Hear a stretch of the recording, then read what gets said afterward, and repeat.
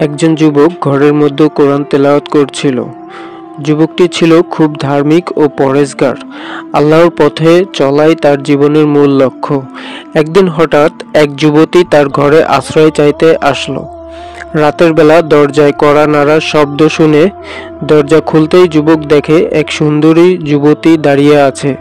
যুবতী যুবককে কান্নারত অবস্থায় বলল, আমি অনেক বিপদে পড়ে আপনার এখানে এসেছি। আমার যাওয়ার কোনো জায়গা নেই। দয়া করে আজকের রাতটুকু আমাকে একটু থাকতে দিন। যুবক কিছুক্ষণ চুপ করে থাকলো। তারপর বলল, আমার ঘরে মা বোন নেই। আমি একাই এখানে থাকি। আপনাকে আশ্রয় দেওয়া সম্ভব নয়। আপনি অন্য কোথাও আশ্রয় খুঁজুন। যুবতী অনেক অনুরোধ করল, কিন্তু যুবক তার সিদ্ধান্তে অটল রইল। কিছুতেই তাকে আশ্রয় দিল না। অবশেষে নিরুপায় হয়ে যুবতী চলে গেল। কয়েকদিন পর সেই গ্রামে তোলপাড় শুরু হয়ে গেল। সেই যুবতী একটি বাচ্চা নিয়ে এসে ঘোষণা করল, এই বাচ্চার বাবা ওই যুবক। সবাই হতবাক। যুবক প্রতিবাদ করল, এটা মিথ্যা, আমি কখনো এমন কিছু করিনি। কিন্তু যুবকের কথা কেউ বিশ্বাস করল না। লোকজন বলতে লাগলো, যদি মিথ্যা হবে তাহলে একটা মেয়ে হয়ে কিভাবে এই যুবতী অভিযোগ তুলবে তোমার উপর? ফাজলামো করো, তাই না? তোমার লোক দেখানো ইবাদত বন্ধ করো, ভণ্ড যুবক কোথাকার। তোমার দেখা দেখি আমাদের গ্রামের অন্য ছেলে মেয়েরা নষ্ট হয়ে যাবে।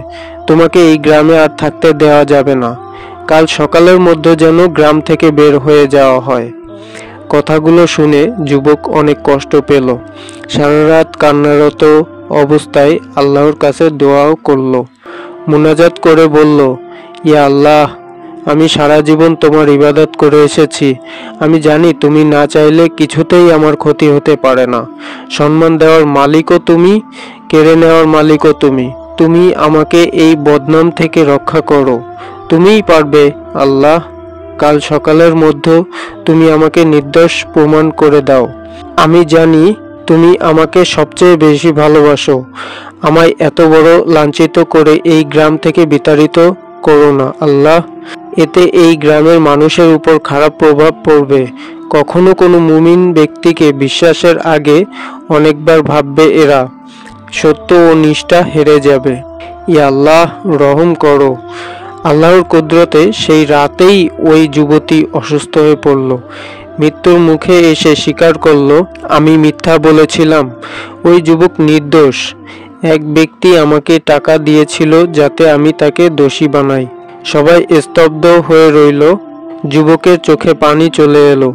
সে আল্লাহর শুকরিয়া আদায় করল। এরপর বলল, দেখলেন সবাই, সত্য কখনো চাপা থাকে না। আল্লাহই সর্বশ্রেষ্ঠ রক্ষক।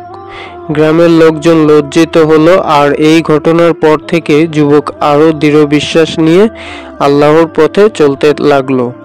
বন্ধুরা, সত্য কখনো লুকিয়ে থাকে না। মিথ্যা যতই ছড়িয়ে দেওয়া হোক, আল্লাহর কুদরতে একদিন সত্য প্রকাশ পাবেই। কোনো অভিযোগ বা সন্দেহের মুখে আমরা তাড়াহুড়া করে সিদ্ধান্ত না নিয়ে ধৈর্য ধরলে সত্য নিজেই সামনে চলে আসবে। এই গল্পটা আরিয়া বিনতে স্টোরি চ্যানেলের ক্রিয়েটর এমএসটি লেজার লেখা। এরকম আরও ইসলামিক গল্প পেতে চাইলে চ্যানেলটা সাবস্ক্রাইব করুন। ধন্যবাদ।